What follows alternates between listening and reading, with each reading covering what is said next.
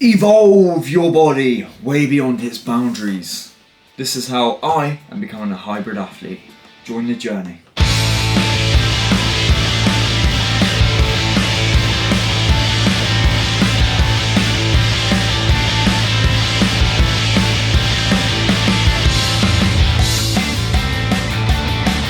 In this series, you're going to get an insight on what, when, why, and how I am training.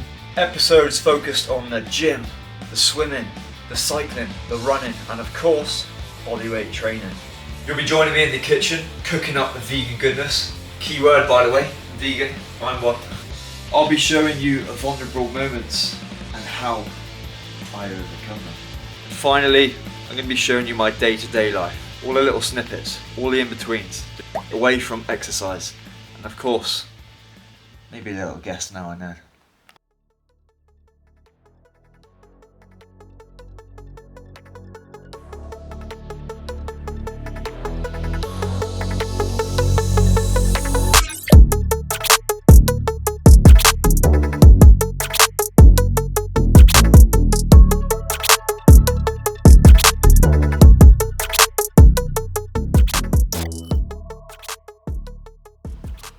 Coffee's looking good.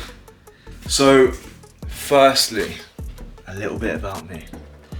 I'm Jack, I'm 29, I'm English, I'm vegan, and I'm bloody proud to be vegan.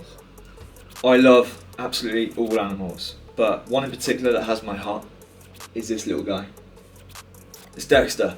Now, this may seem irrelevant right now while I'm talking about my boy. We're talking about hybrid athlete. But if you follow the series, you'll find out later in an episode down the line why this little guy is so vital to the way I am.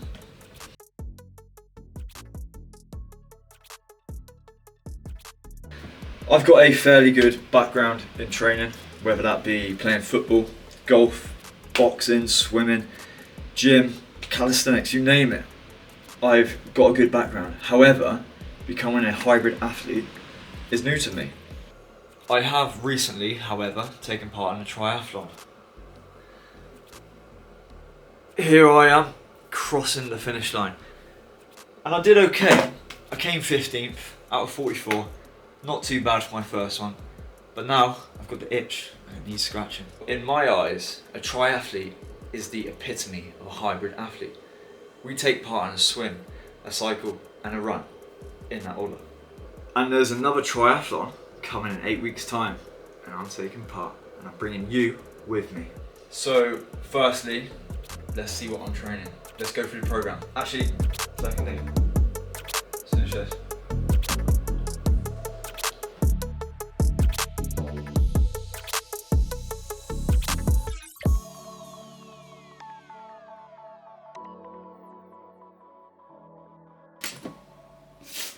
The program is going to consist of endurance training at the beginning, tapering into a strength training basis at the end.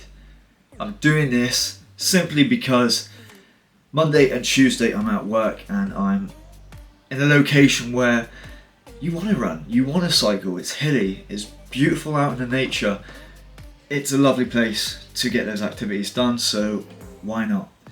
When building a program, it is vital that you don't just copy a ABC program that you find online. Make it fit you around your daily routine, whether that be going to work, whether that be going to see your partner on the weekend, whatever it is, work it around that. There's things far more important in life than a program. Flexibility is key. Anyhow, let's talk about my program, tapered to me. Yours may look completely different.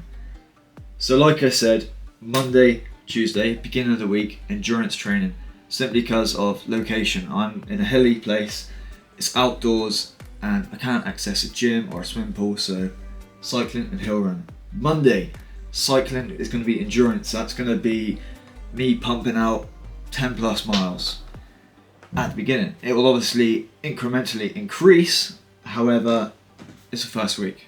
10 miles, 40 minutes of training, thereabouts, at a good pace. It's including hills. I'm happy with that to begin with. Hill running. Max, I'm going to doing this whole 8-week period is 6 miles, so I'm starting off with a 3-mile run. It's hilly again, and I'm going to be going at a moderately good pace. However, I'm not expecting miracles. I'm not used to hill training, but this is a good place to start. Wednesday, I'm not at work, so I can make use of the facilities such as a swimming pool and a gym. Swim endurance, that will be probably starting off with a 400 meter front crawl warm up. There's several sets that we do in swimming, however I'll go into more depth on a swimming episode. Stay tuned for that one. Come the afternoon, after swimming, lower body in the gym. I'll quickly go through what I'm going to be doing in the gym. So lower body will consist of a compound movement. That's going to be, for me, a squat. However, weekly, I'm changing that exercise. It's still going to be compound, but it'll be a variable of a squat. Say, week 1, I'm squatting with the barbell on my back. Week 2, I'm doing a front squat. Week 3, I'm doing a body weight, or with kettlebells, for example. Keeping my body guessing what's happening next. I don't want to be stuck in a boring bodybuilding type routine. Sorry if you're a bodybuilder, it just doesn't suit me anymore. Second exercise of the workout will consist of a hip extension, a deadlift, whether that be with a barbell, whether that be with dumbbells, or you name it, just a hip extension. Oh, and by the way, 4 sets, 6 to 8 reps on both of those. And to finish off, unilateral exercises, working one leg at a time. 3 of those exercises, lunges, lunge jumps, step ups, and like I said, I'm going to be changing that weekly just to keep things exciting. The rep range is going to stay the same, however the exercises will modify. Moving on, following day, swimming. However, this day is swimming sprints. I'll be in the 25 meter pool, focusing on 25 meter sprint. I'll still go through my warm up.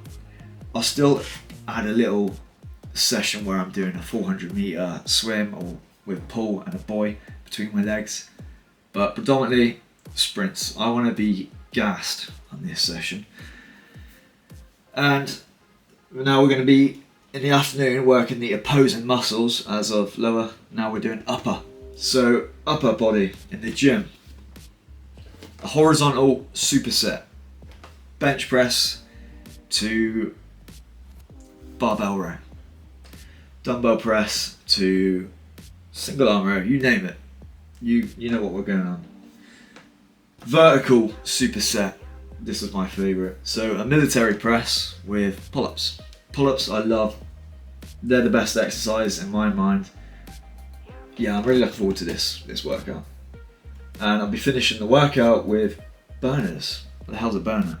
A burner to me is a higher rep range. Three sets of 10 to 12. And that could be something that's going to improve my swim stroke, such as lat pull downs, medicine ball slams, perhaps something with the ropes, like a tricep pull down. Something, that I can be quite explosive with and aggressive. Right, Friday. This is a good day for me. Cycle sprints. That's going to be mainly in the gym, using a watt bike. And a bit like the swimming, I'm giving it my all. The session's going to be slightly shorter, 45 minutes max. Yeah, I want to be beasted. I need to get better at sprinting. My first triathlon proved to me that's my weakness. I did good in the cycle, however when it came to transition into the run, I felt it. And I feel like if I can get better at cycling, it'll be easier. Therefore, when it comes to the run, I'll have more energy. I'm not putting out so much energy in the cycle like I did on my first triathlon. Saturday, that is going to be focused on a jacks workout.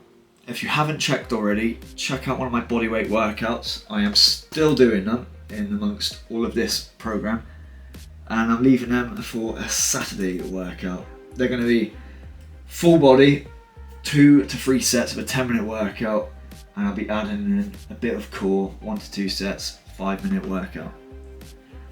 Call that dry land if you will. Swimmers, you'll know what I'm on about. If you don't know what I'm about, YouTube dry land exercises. It will improve your time in the pool, no doubt about it. Especially leg flutters. That is overlooked. You need to have a strong core when it comes to swimming. I'm learning the hard way. I haven't focused enough on ab workouts, core workouts, and I'm killing now. So that's the morning, do a Jack's workout. Come the afternoon, evening, or maybe even morning, depends how I'm feeling and what's going on in the day. Like I said, you could be busy with family, friends, you name it. This comes second in life. A low intensity state run. That is going to be simple, easy, flat, 6 out of 10 pace, maybe a bit longer of a run, but the pace is going to be definitely slower and it's not going to be as intense. I think that caps the week nicely coming into Sunday for a rest day. Now, every session you're working hard, no doubt about it, whether that be endurance or strength. I say 6 out of 10 pace, but that doesn't mean my effort's weak. It's a method to this. And working this hard, you need to stretch just as hard.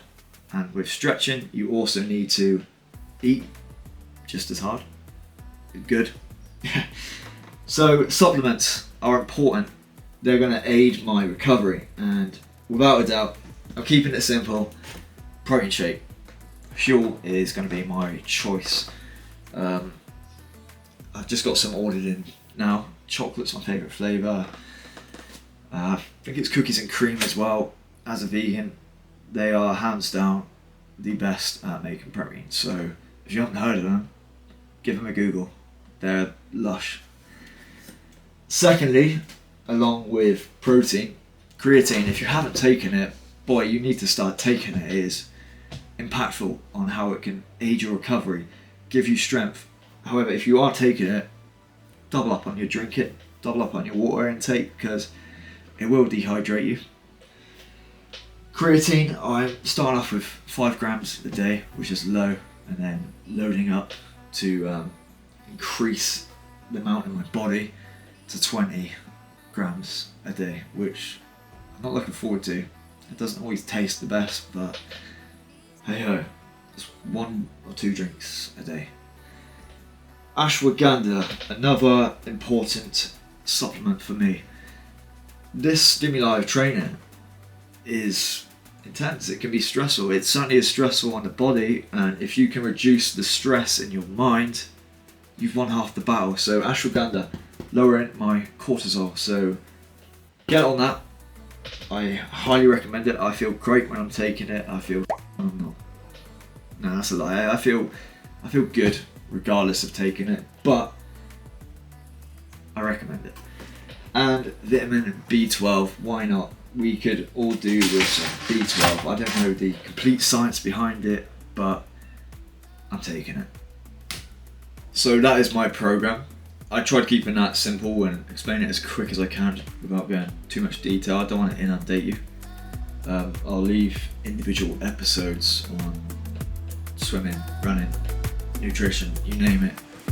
So all I can suggest now is stay tuned, make sure you subscribe if you haven't, and look out for the next episode. Peace.